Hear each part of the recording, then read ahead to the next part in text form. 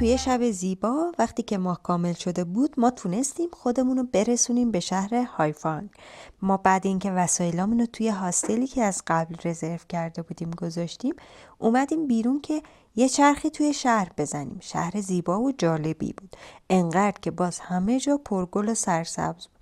جالبترین قسمتش هم این بود که مردم ورزش‌های شبانگاهی زیادی توی کشور ویتنام انجام میدادن، اونم با موسیقی‌های محلی خودشون که از اسپیکرهای کوچیکی که همراه خودشون داشتن و از اونجا پخش میشد ورزش‌های انجام میدادن که خیلی حرکاتشون هم جالب بود. ناگفته نمونه که بعد اینکه از جزیره کتبا به اینجا اومدیم، جزیره‌ای که خیلی متفاوت بود، هم پوشش گیاهیش هم روستای جالب ماهیگیرایی که روی آب زندگی میکردند و حتی گل و گیاه و حیوان خونگی هم داشتن. حتما اگه دوست داشتین لینکش رو پایین براتون میذارم، برید و ویدیوهای کاملش رو ببینید.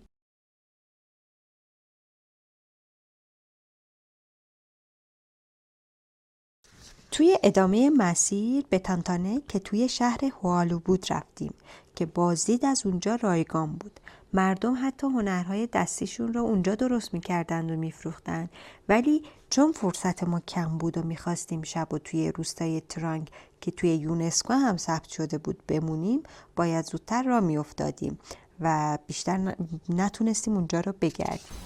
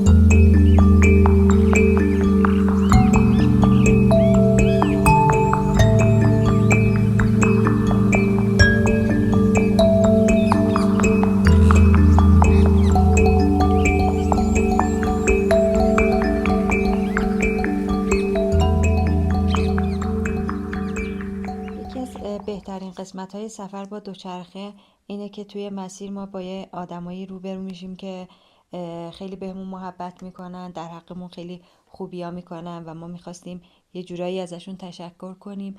برای همین ما تصمیم گرفتیم که یه کارت پستالایی براشون درست بکنیم، یه چیزی که از وسایل قابل دسترس باشه و بتونیم که به عنوان یادبود و تشکر ازشون بهشون هدیه بدیم.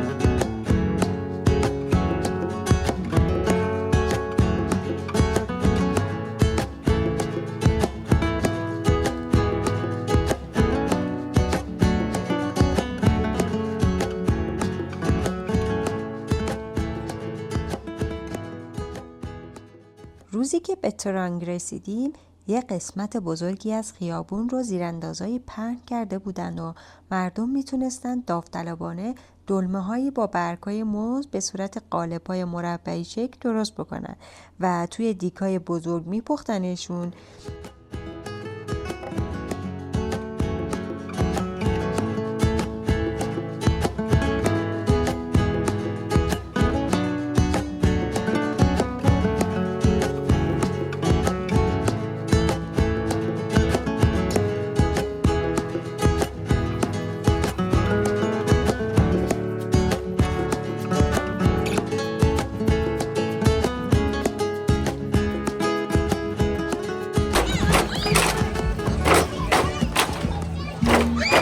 اینجا انقدر جاهای تفریحی و دیدنی زیادی داشت که ما به جای اینکه یه شب بمونیم 2 شب موندیم و خیلی هم بهمون خوش گذشت.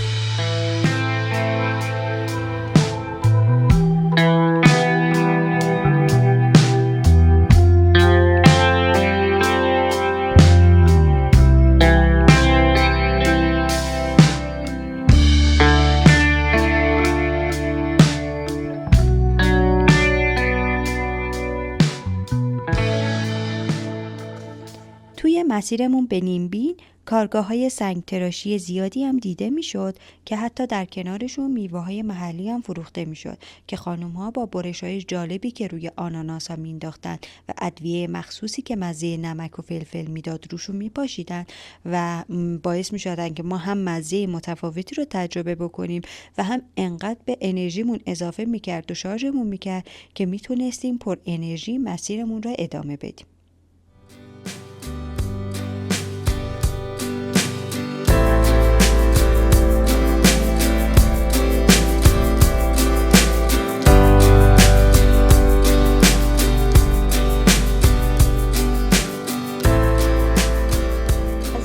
هاشون نگم براتون، تختای 2 طبقه‌ای بودن که وقتی وارد اتوبوس می‌شدیم باید کفشاتون رو در می‌آوردیم و توی پلاستیکایی که بهتون میدادن کفشامون رو می‌ذاشتیم و چون از تاریخ ویزای ما خیلی کم مونده بود ما باید مجبوری مسیر رو با اتوبوس می‌رفتیم تا بتونیم خودمون رو به شهر دانانگ برسونیم و از اونجا ادامه بدیم.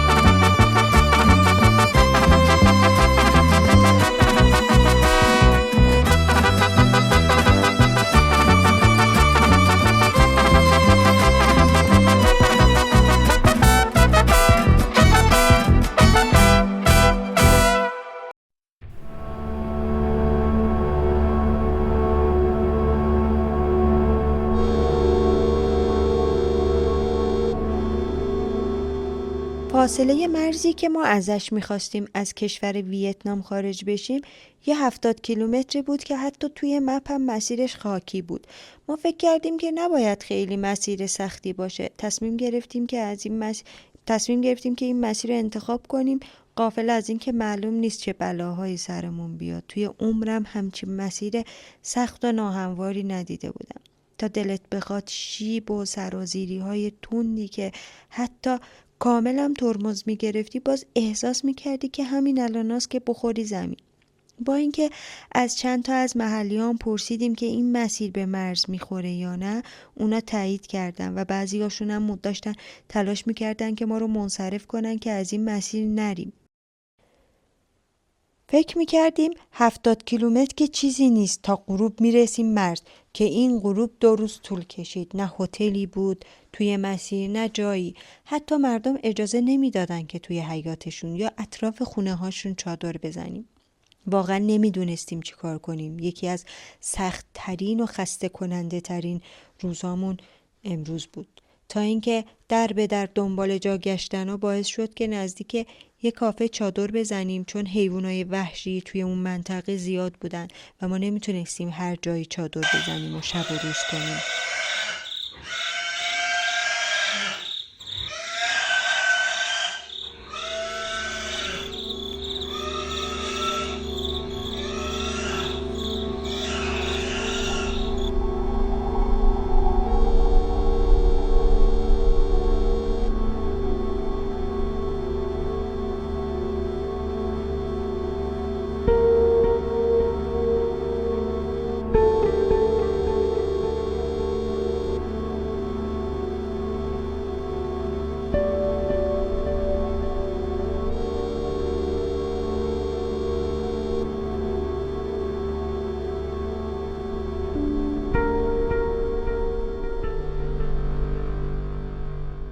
حالا صبح به هوای این که امروز دیگه میرسیم مرز و از این فراکت نجات پیدا میکنیم، با چه سختی به مرز رسیدن. توی مرز افسر نگهبان بهمون گفت که چون ویزای کاغذی ندارین و ما هم اینجا سیستم نداریم نمیتونین از این مرز خارج بشین. طرف حقم داشت، چون یه مرز خیلی قدیمی و درست درمونی نبود که حالا سیستم و این چیزام داشته باشه. دوتامون هم انقدر کلافه بودیم باورتون نمیشه، حتی اشکم هم در آورد، تا اینکه از یه تریلیایی که داشتن رد میشدن تونست یکیشون راضی بکنه و ما رو تا یه جایی برسونه. ولی رانندش انقدر باحال بود که وقتی به جاده‌ای نگاه می‌کردیم که با چه سختی طی کرده بودیم و داشتیم همون مسیرها رو برمیگشتیم، مثل مار و پله‌ای که مار نیش میزنه و باید کلی مسیر رو برگردی پایین، باعث میشد که راننده خیلی بهمون حال داد و کمتر خون دل خوردیم و اون شبمون با اقامت توی هتلی به پایان رسید.